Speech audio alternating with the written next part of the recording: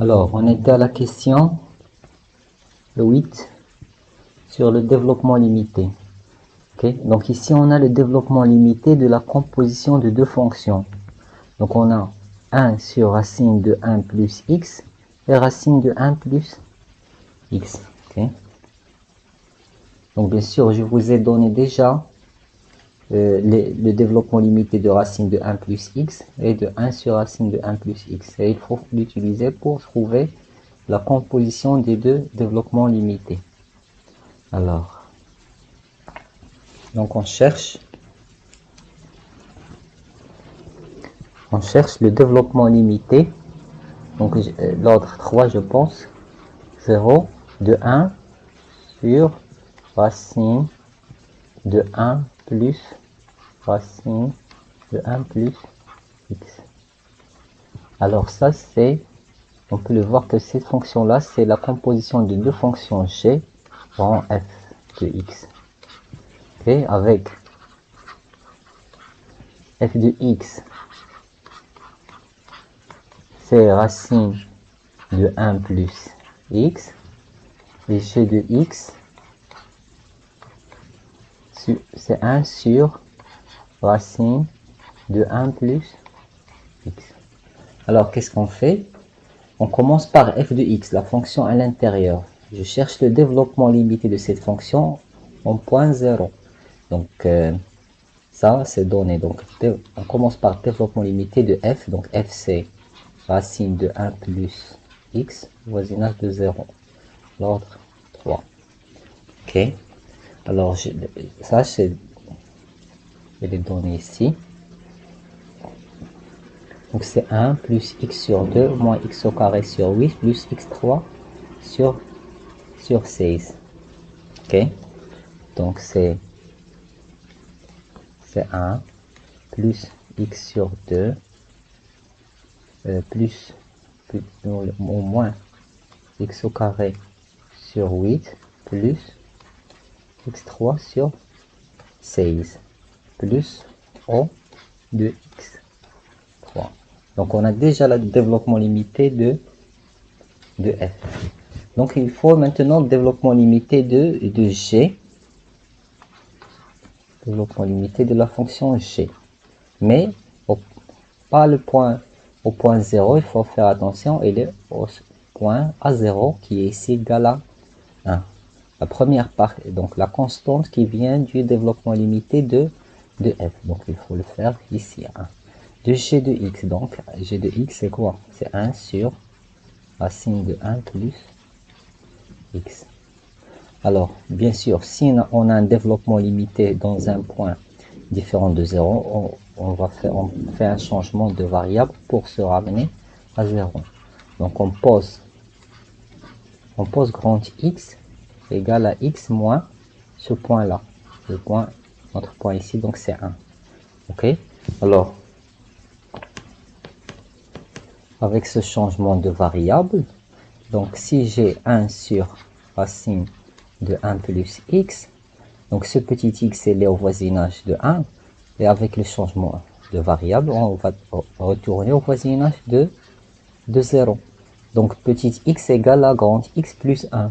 Donc grand x plus 1. Donc si on fait les calculs, on aura 2 plus grand x. Et ici, donc il faut faire sortir 1 ici, comme on a vu dans le cours, dans les TD. Il faut faire sortir 1. Donc je vais factoriser par 2 ou racine de 2. Ok, donc on aura 1 sur racine de 2 facteur, ce qui va rester, il va rester 1 plus grand x sur 2. Et donc, puisque j'ai déjà le développement limité de 1 sur racine de 1 plus x, je peux le faire sortir le développement limité de 1 sur racine de 1 plus x sur 2. Ok, il suffit de remplacer x par x sur 2. Donc, qu'est-ce qu'on a? On a déjà les données. On a plus petit x ou grand x, comme vous voulez, n'importe quelle variable. Donc ça, si je veux voir, c'est donc c'est donné ici 1 moins x sur 2. Donc 1 1 moins x sur 2 plus, c'était quoi? Plus 3x sur 8 moins 5x3 sur 16 plus 3x au carré sur 8 moins 5x3 sur 16 plus O de x3. D'accord? Je vais vérifier pour ne pas aller jusqu'à la fin. Donc on a moins x sur 2, 3 sur 8 x au carré, moins 5x3 sur 16. Ok. Donc à partir d'ici, je peux faire sortir, donc je peux calculer en remplaçant petit x par ce que je cherche ici, grand x sur 2, on peut trouver le développement limité ici. Donc c'est 1 sur racine de 2. Et à la place de petit x, je vais prendre grand x sur 2. Donc on aura ici, on a 1, ok, moins petit x, donc c'est grand x sur 2. Donc ça va donner moins grand x sur 4. Plus, ici, donc x au carré, ça va devenir grand x au carré sur 4. 4 fois 8, 32, donc 3 sur 32. 3 x au carré sur 32. Plus ou moins, plutôt, moins. Donc ici à la puissance 3, donc on aura x, quand x, 3 sur 8. 8 fois 16, donc 8 fois 16, 128. Donc, ok, on aura 5. Ah, c'est grand x ici, ok. Grand x. 5, x3, donc 16 fois 8. Donc 128 plus O de x3. Ok. Donc on a trouvé ici maintenant le développement limité de G en point 1. Donc qu'est-ce qu'on fait à cette étape-là? On vient et on remplace grand X. On remplace grand X par la deuxième partie, par ça. Donc par la deuxième partie, je remplace grand X par cette valeur-là. Ok, je m'excuse. Ok, donc qu'est-ce qu'on fait? On remplace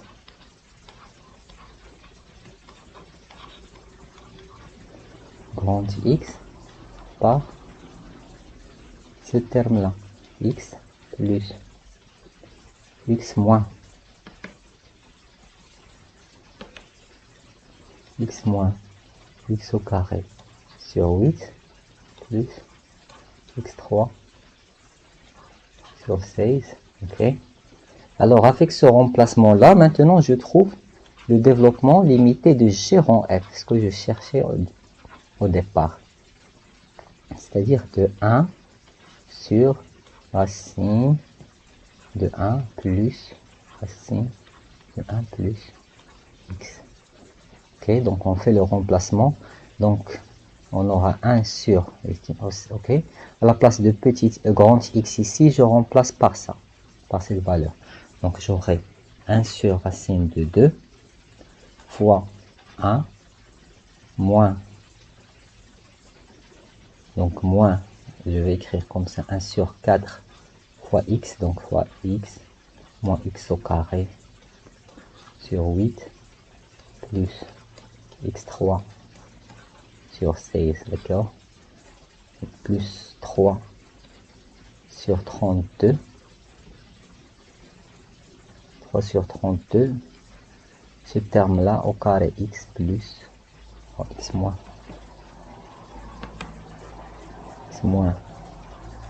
x au carré sur 8 plus x3 sur 16 au carré,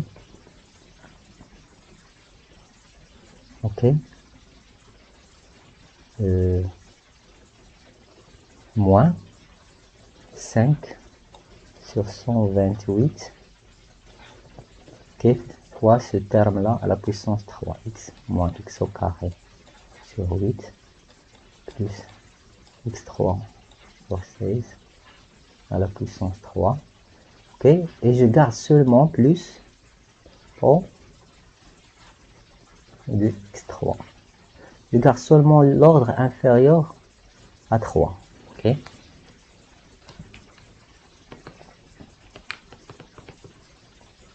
Donc avec ça, qu'est-ce qu'il me reste?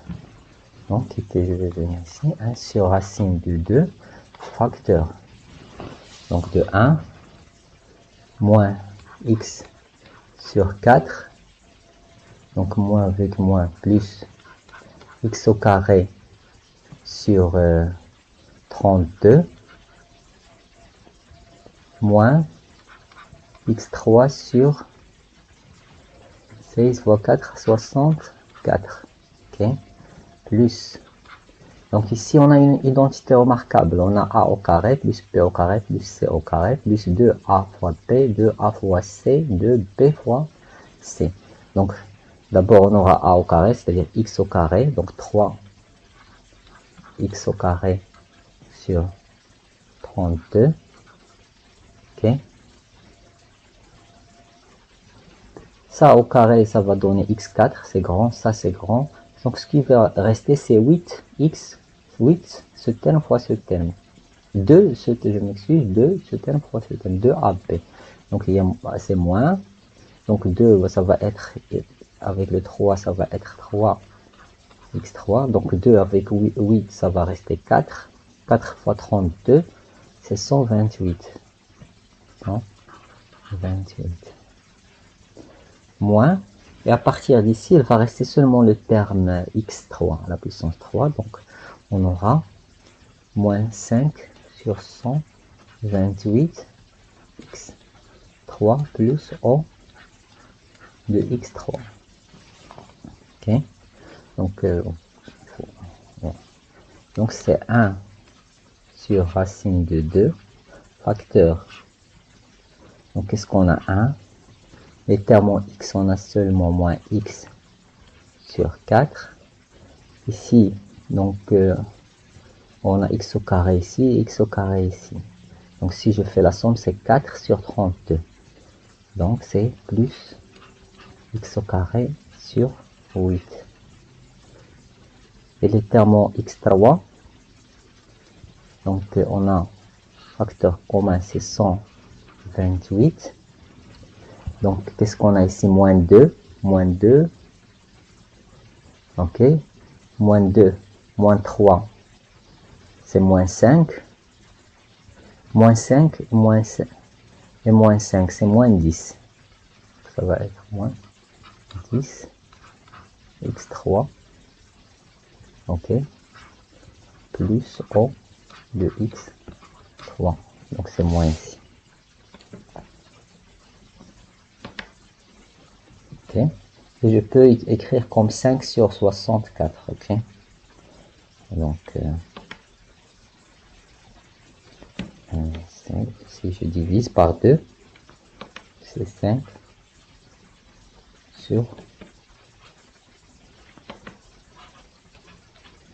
64. D'accord?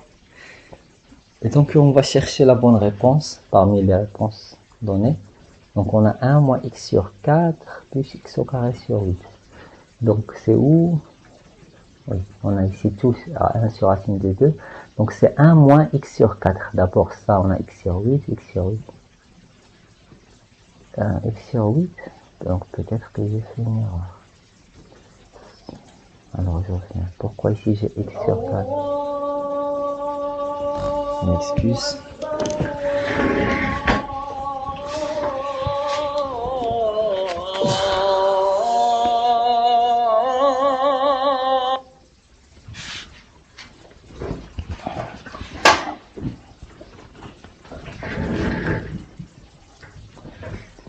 Ok, moins x sur 4. Et ici, pourquoi on a?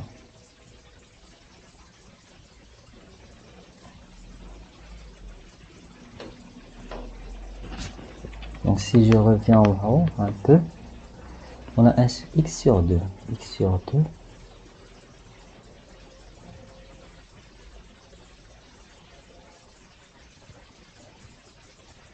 Oui, non, ici. Donc à la place de grand X, on remplace par X sur 2. Ça va donner X sur 4. X sur 4. Donc 1 moins 1 sur 4. Et X, je le remplace par ça. Ah, c'est quoi la deuxième partie de F? La deuxième partie de F. Ah, je m'excuse, j'ai oublié un X sur 2. Donc ça, je dois refaire tous les calculs.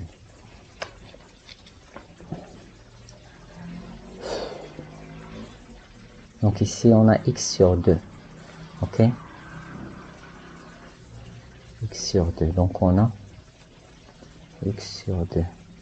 Ici, X sur 2. Ici, X sur 2. Okay.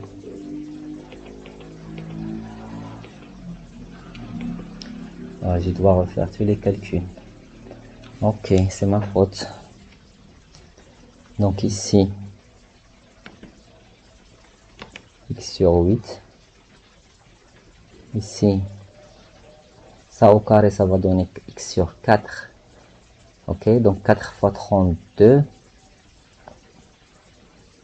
C'est où?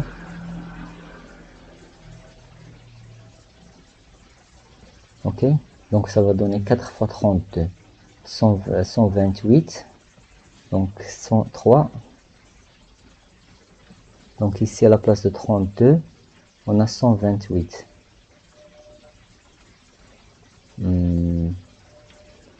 Ok, c'est où? Donc 128.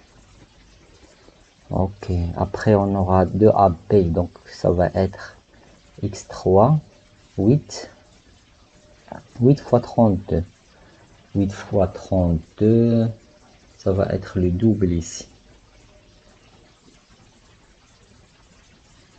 Ok, ça va être 256.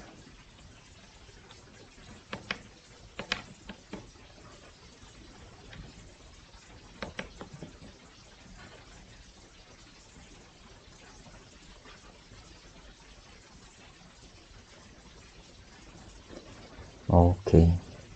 Et ici, x à la puissance 3, ça va être 8. Donc x de la puissance 3, c'est 8.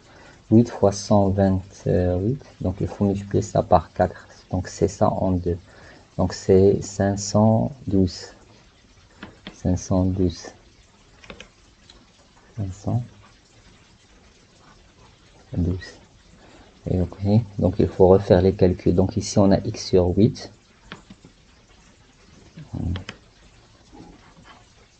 Sur 8. Pour le x au carré. Donc pour x au carré, j'ai 32.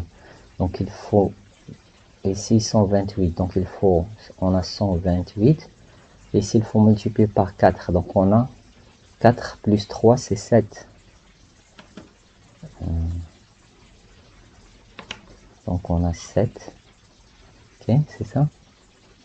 7 fois sur 128.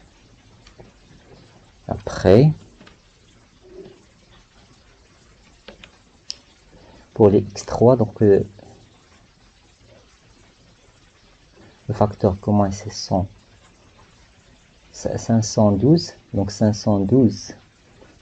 Ici, il faut multiplier par combien? 500 pour avoir 512 par 8, c'est ça? Oui. Donc il faut multiplier par 8. Ok, donc on a moins 8, moins 8, moins 8, moins 6, moins 8, moins 6. Donc c'est moins 14, moins 14, moins 5, moins 19. Donc moins 19. J'espère que je n'ai pas fait encore d'autres erreurs. Donc on a x sur 8 et ici 7 sur 128. 7 sur 128. Donc ici tout c'est x sur 8, oui. Donc 7 sur 128. On a 7 sur 128 ici. Et on a 7 sur 128 ici, donc entre C et G. Et le dernier terme, c'était 19 sur...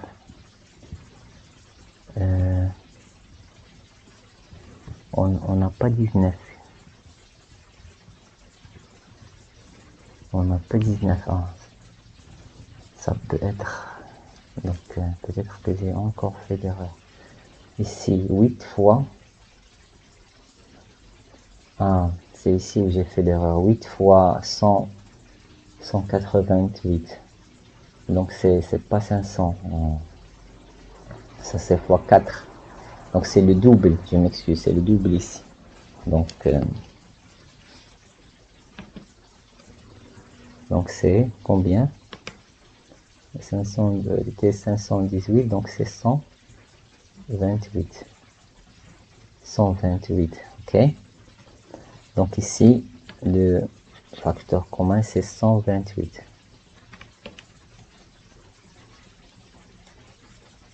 Alors, c'est combien?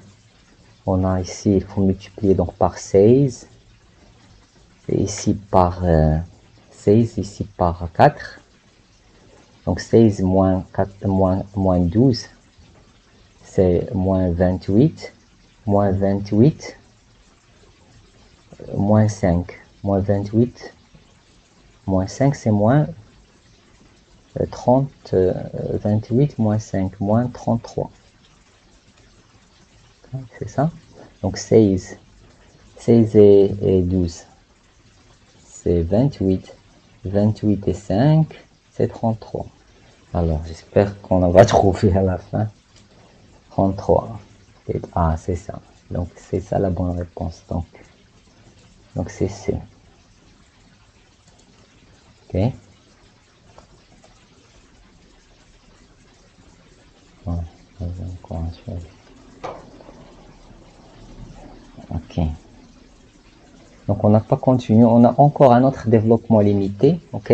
Maintenant, on a un développement limité en infini. Donc, c'est très, très simple. On fait un changement de variable. Grand X égale à 1 sur petite x.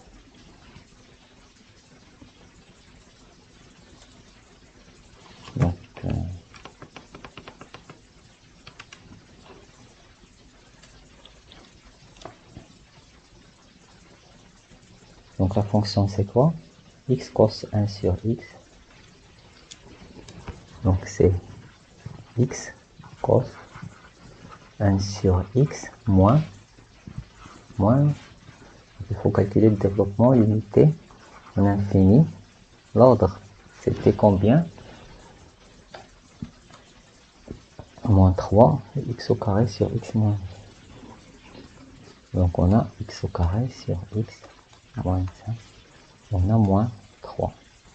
Ok, donc il faut calculer le développement limité en infini. C'est très simple, on pose, fait un changement de variable pour revenir à 0. On pose grand X égale à 1 sur petit x. Alors avec ce changement de variable, on a... Ok. Donc petit x, il est au voisinage de plus l'infini. Avec le changement de variable, grand X, ça va être au voisinage de 0. Et au voisinage de 0, on sait faire les calculs. Donc on aura cosinus de grand X sur X moins. Donc ici on a 1 sur X au carré. Et ici on a 1 sur X moins 1. Ok. Donc il est égal à cosinus de X sur X moins, et je vais faire descendre le x au carré ici, ça va donner x. Donc x au carré avec x en c'est mon x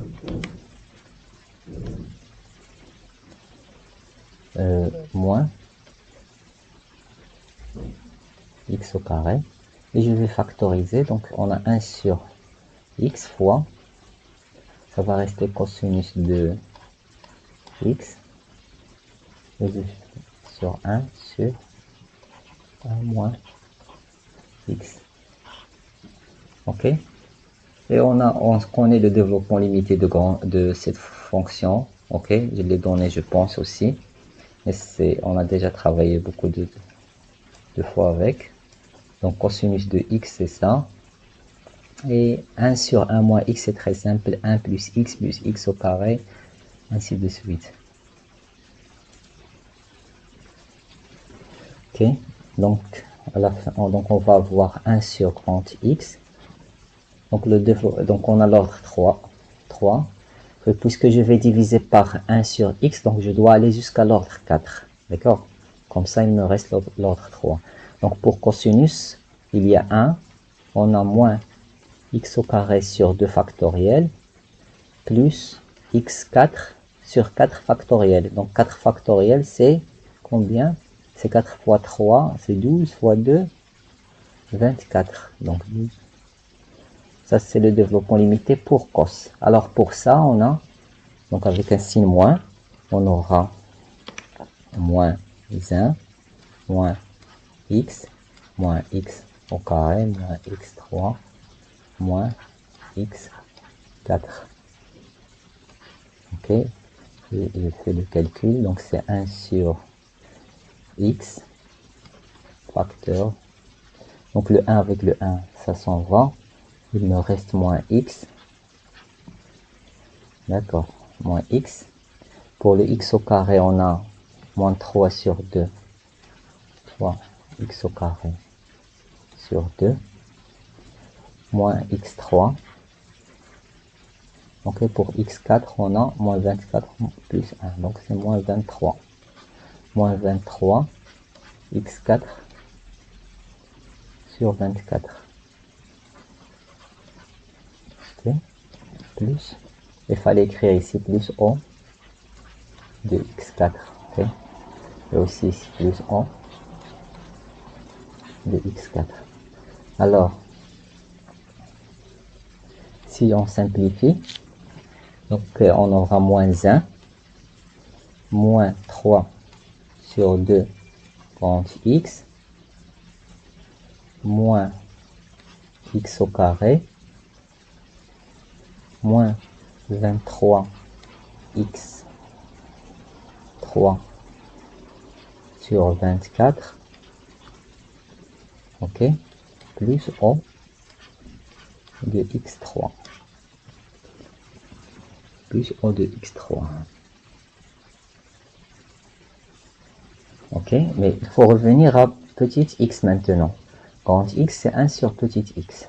Donc si je reviens à petit x, on a moins 1, moins 3 sur 2 petit x, moins 1 sur x au carré, moins 23 sur 24 x3 plus O de x à la puissance moins 3. Et c'est ça ce qu'on cherche, ok? Donc je vais voir c'est où le bon choix. Donc on a moins 3 sur 2 ici. Donc c'est où? On a moins 1. Donc d'abord c'est moins 1, ok? Donc on est entre ça. Hein, moins x, c'était le deuxième terme, c'était 3 sur 2. Moins 3 sur 2. Donc ici c'est pas le bon. Donc ça c'est le bon. Mais après j'ai moins x au carré, c'est bien, mais x moins x3 sur 20 sur 12. Et nous on a moins 23 sur 24. J'espère que je n'ai pas fait d'erreur. Ah non, c'est bien, c'est ça. Moins 1, moins 3 sur 2, x moins 1, x, ok, c'était ça. 3 sur 2, x moins 1, moins x moins 2, moins 23. Donc la bonne réponse c'est ici. Ok. Non, c'est pas ici. Ok.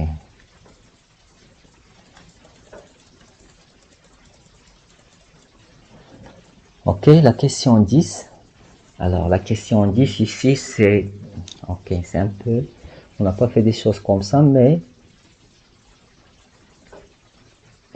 On a f, on a la fonction f, d'accord? et il faut calculer la dérivée de f-1. Donc il faut appliquer le théorème qu'on a vu dans le cours. C'est-à-dire que f-1' de y0 égale à 1 sur f' de x0 et remplacer x0, y0 par 0. Ok, donc il faut voir c'est quoi x0. Donc d'abord,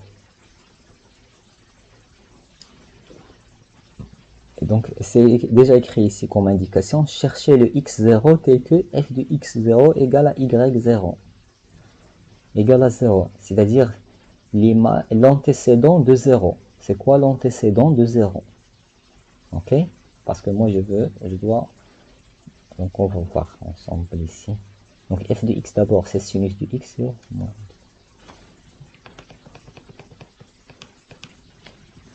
Donc f de x, notre fonction f de x égale à sinus de x moins combien? De x sur p.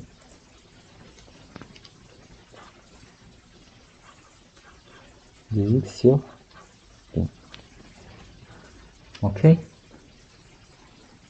Donc, et je dois calculer, la question c'est de calculer f-1, ok, prime, la dérivée, prime au point 0. Alors la relation c'est quoi? On a f-1 prime en général de y0 égale à 1 sur f prime de x0. Avec x0 c'est quoi? x0 c'est l'antécédent de y0, c'est-à-dire y0 égale à f de x0. Alors, pour nous ici, le y0, qu'on est intéressé à calculer, c'est égal à 0. Donc, notre y0, c'est 0. Donc, notre fonction f, on a la fonction f. Donc, il faut chercher x0, l'antécédent de 0. Ok, c'est-à-dire 0. On cherche le x0 tel que, qui nous donne que sinus de x0 moins 2x0 sur pi, ok, égale à 0. Donc je vais mettre ça dans l'autre côté. C'est-à-dire on cherche un point x0, une valeur x0 qui me donne ça. 2 sur pi x0. Alors ici, il faut remarquer que si je prends x0 comme... si je prends x0... ici c'est plus, je m'excuse, c'est plus. Ok. Je mets dans l'autre côté. Alors si je prends x0, c'est pi sur 2. Pi sur 2, ça se simplifie avec pi sur 2, il me reste 1. Et on connaît que sinus de pi sur 2, ok, égale à 1. Donc on connaît tous que sinus de pi sur 2 égale à 1. Alors si je remplace ici, pi sur 2. Alors c'est correct. D'accord, vous voyez? Alors on a sinus de pi sur 2, c'est 1 égale à 1. Donc le x0 que je cherche, notre x0 c'est pi sur 2. Ok. Donc ici, je reviens. Donc il faut, c'est 1 sur, je ne vais pas écrire ici, donc nous, on veut f-1 prime de 0. Donc, ce qui est 1 sur, donc f prime de, notre x0, c'est pi sur 2. C'est l'antécédent de 0, c'est pi sur 2. Ok, et il faut calculer donc maintenant 1 sur, alors, c'est quoi f? C'est sinus, donc la dérivée de f de sinus, c'est cosinus. Cosinus, au point, bien sûr, je vais l'évaluer au point pi sur 2, moins la dérivée de ça, la dérivée de cette partie, il reste seulement 2 sur pi. Et on a le résultat. Donc, cosinus de pi sur 2, c'est combien? C'est 0. Donc, ce qui me reste, c'est 1 sur, avec un signe moins, 2 sur pi, et qui est égal à moins pi sur 2. Donc, la valeur de f-1, 0 ici, c'est moins pi sur 2. Et il faut chercher la bonne réponse. Donc c'est moins pi sur 2, c'est ici.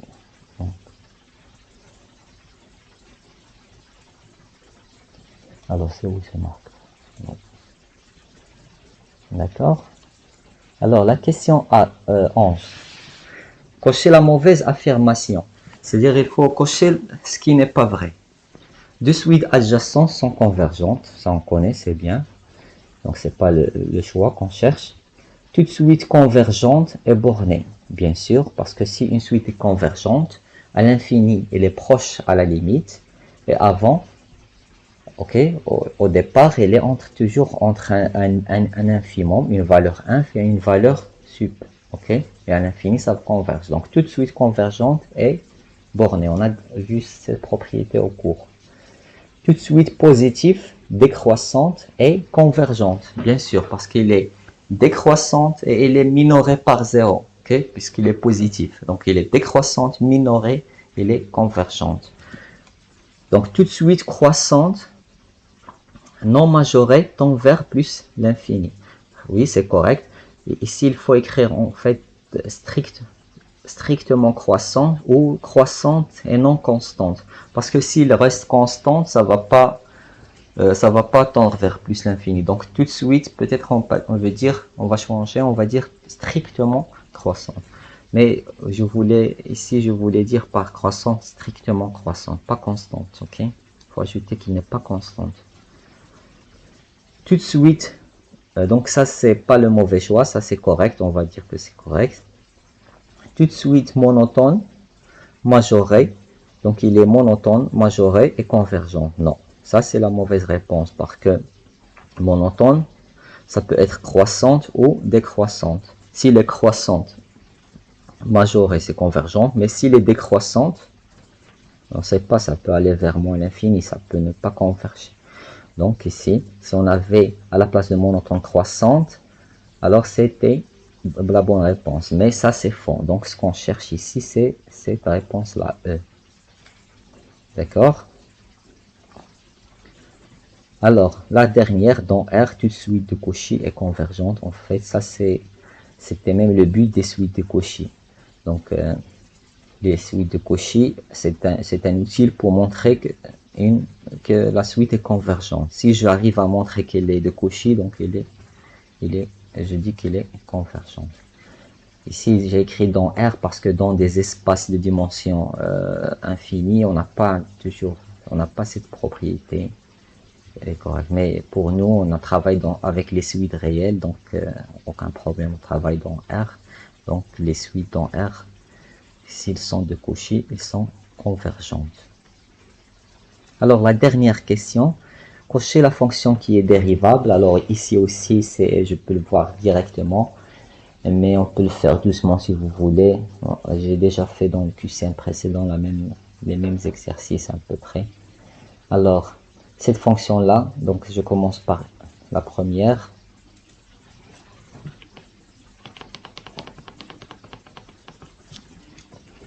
Donc on a notre fonction f de x ou f1 de x. Donc c'est x cosinus, je vais aller un peu plus vite, et 0. Si x différent de 0, si x égale à 0. Ok. Alors pour voir est-ce qu'il est dérivable, donc je peux soit voir la continuité, soit la dérivabilité. Je vais aller directement à la dérivabilité, donc on aura f1 de x moins f1 de 0 sur x moins 0, donc ça va donner x cosinus de 1 sur x moins f1 de 0 moins 0 sur x moins 0, Et ça, c'est la limite quand x tend vers 0. Donc, ça reste cosinus de 1 sur x. Cette limite n'existe pas. Ok? Donc, elle n'est pas dérivable. La deuxième limite, donc c'est exponentielle moins 1 sur x au carré. Donc notre fonction ici, f2, donc c'est exponentielle moins 1 sur x au carré. Si x est différent de 0 et 0, si x égale à 0. Donc il faut calculer aussi la limite quand x. En fait, ça c'est même, on va voir seulement la continuité parce que ça va pas être continu. Donc la limite en 0 de 1 moins x au carré, pour qu'il soit continu, il faut qu'il est égal à f2 de 0. C'est dans l'image de 0 qui est 0. Mais on peut voir que ça, c'est pas 0. Ok? Parce que si je calcule la limite en 0 plus, en 0 plus, on a moins l'infini. 1 sur 0 plus, donc c'est moins l'infini. Ah, donc c'est continu. Ah, je m'excuse. Parce qu'on a le x au carré. Toujours en 0 plus ou 0 moins, on a exponentielle moins l'infini. Exponentielle moins l'infini, c'est 0. Égale à f2. Égale à f de 0. Donc il est continu. Donc il faut voir est-ce qu'il est dérivable. Donc on calcule la limite quand x tend vers 0 de exponentielle moins 1 sur x au carré moins f de 0. Donc c'est moins 0 sur x. Ok, donc c'est la limite quand x tend vers 0 de 1 sur x exponentielle moins 1 sur x au carré. Alors, ici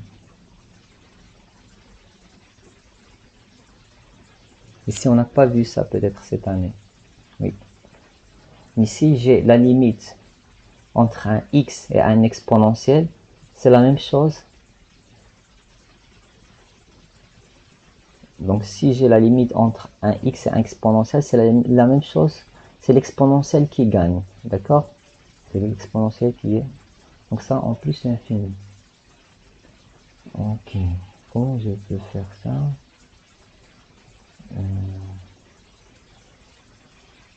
On a quoi? 0 sur 0. 0 sur 0. Je peux faire la règle d'hôpital, mais la règle d'hôpital, ça va me donner la dérivée ici, moins 2, moins 2, moins 3. Non.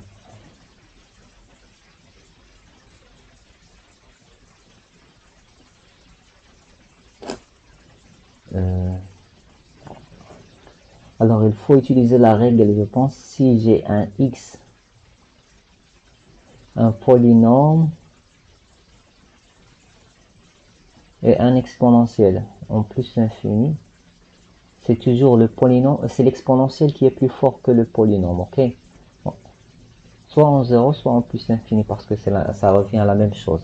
Donc ici, c'est comme si j'ai la limite quand x tend vers 0, et je n'ai pas ce 1 sur x, ok? Parce qu'il est faible.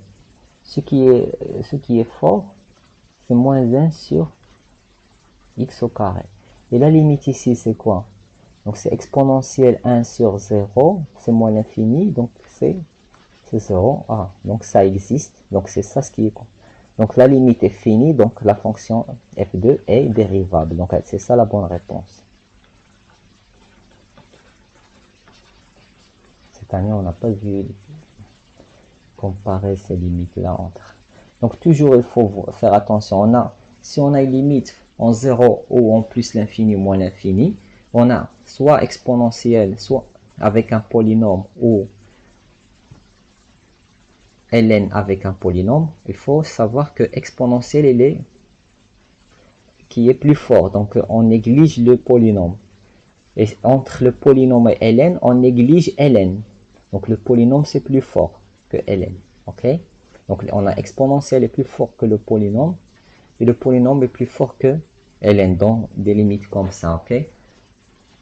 Donc ici, la bonne réponse, c'est ça.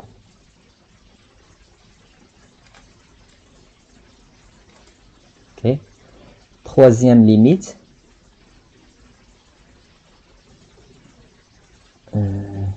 Alors, troisième limite, on a ici la valeur absolue de x. La valeur absolue de x, donc on a vu qu'elle est sous forme d'un triangle inversé. Donc il a un sommet en bas, en 0. Donc le sommet en bas, donc j'ai dit que les fonctions ne sont pas dérivables si on a des fonctions qui ne sont pas lisses. Donc ils ne sont pas dérivables dans les points où ils ne sont pas lisses. Donc en fait, la dérivabilité, c'est un comportement, c'est-à-dire que la fonction il est lisse, il se comporte bien. Mais si on a ici comme un triangle ici, comme pour la valeur absolue, donc la fonction n'est pas dérivable parce qu'il change brusquement, ok? Il change brusquement ici en ce point-là, il vient comme ça, il revient brusquement, donc on n'a pas une certaine courbe, ok? Donc la racine de x, la valeur absolue de x n'est pas dérivable en 0. Ici, alors ça c'est pas continu, c'est pas continu, mais c'est pas dérivable parce qu'on a f de 0 égale à ici les données 1, pas 0. Ok, il faut faire attention. Si c'était 0, ça va être la bonne réponse, mais il est 1. Parce que ici, quand on va calculer par exemple la limite, pour voir est-ce qu'elle est continue ou dérivable, on va trouver c'est 0. Mais n'est pas égal à f de 0. Ok, donc cette fonction n'est pas continue et n'est pas dérivable. Ok, donc si je calcule la limite de f de x, c'est-à-dire x4 sinus de 1 sur, c'était 1 sur x ou 1 sur x au carré, c'est la même chose, n'importe, ce n'est pas très important ici. Alors la limite de ça, ok, quand x tend vers 0, bien sûr la limite de ça tout seul n'existe pas, mais il y a un x4. Donc si j'utilise le théorème du gendarme, j'encadre ça entre moins 1 et 1 et je multiplie par x4, donc il est entre moins x4 et x4. Donc les deux côtés on a la limite de ces 0, donc la limite de ça c'est facile à voir que c'est égal à 0. Mais elle est différente de f de le point de 9 c'est 0, mais il est différent de f de 0 qui est donné ici égal à 1. Ok, donc la fonction n'est pas continue, donc il n'est pas dérivable. Ok, n'est pas continue, donc j'écris sans voir, n'est pas dérivable. Ok, ok. Donc il me reste seulement ces deux-là. Alors pour ça, c'est la même chose. Ok, ça ce n'est pas continu. Pour la dernière, c'est pas continu parce qu'on a, donc la limite en 0, ça va être 0. On a cos entre moins 1 et 1. Donc si je multiplie par x au carré, il est entre moins x au carré, x au carré. Donc la limite en 0 égale à 0. Mais il n'est pas égal à f de 0. F de 0, c'est 1. C'est la même chose que 4. Donc il n'est pas continu, il n'est pas dérivable. Et pour ça, alors pour ça, on a déjà fait des choses comme ça. Ok. Alors ça c'est continu. Vous pouvez voir que la limite égale à 0 égale à f de 0, mais il n'est pas dérivable parce que une fois que vous divisez par x ici, on a sinus de x sur x c'est 1. Il vous reste cosinus de ça que la limite n'existe pas. Alors on peut l'écrire pour être sûr que vous avez compris. Donc on avait la limite quand x tend vers 0 de sinus de x cosinus de 1 sur x. Ok, on avait cette fonction là, ok, avec f de 0 égale à 0. Ok, alors cette fonction, si je calcule la limite ici en 0, ok, la limite en 0, ça va être 0 parce que je vais utiliser le théorème de gendarme. On a cosinus de 1 sur x. Ok, elle est entre moins 1 et 1. Entre moins 1 et 1. Alors, si je multiplie par sinus, les deux côtés, on suppose que sinus est positif, ok? Donc, il faut voir la limite à droite et la limite à gauche. Supposons, pour ne pas rester beaucoup ici, que sinus de x est positif. Alors, les deux côtés, je multiplie par sinus. Alors, ici, ça converge vers 0. Ça converge vers 0. Donc, cette limite est là, égale à 0. Donc, cette limite-là égale à 0 et qui est égale à f de 0. Donc, elle est continue. Mais, si on essaie de voir la dérivabilité, on va voir qu'il n'est pas dérivable parce que si je calcule maintenant la limite de f de x moins f de 0 sur x moins 0, c'est-à-dire f de x, donc sinus de x, cosinus de 1 sur x, moins f de 0 c'est 0, donc moins 0, sur x moins 0, ok.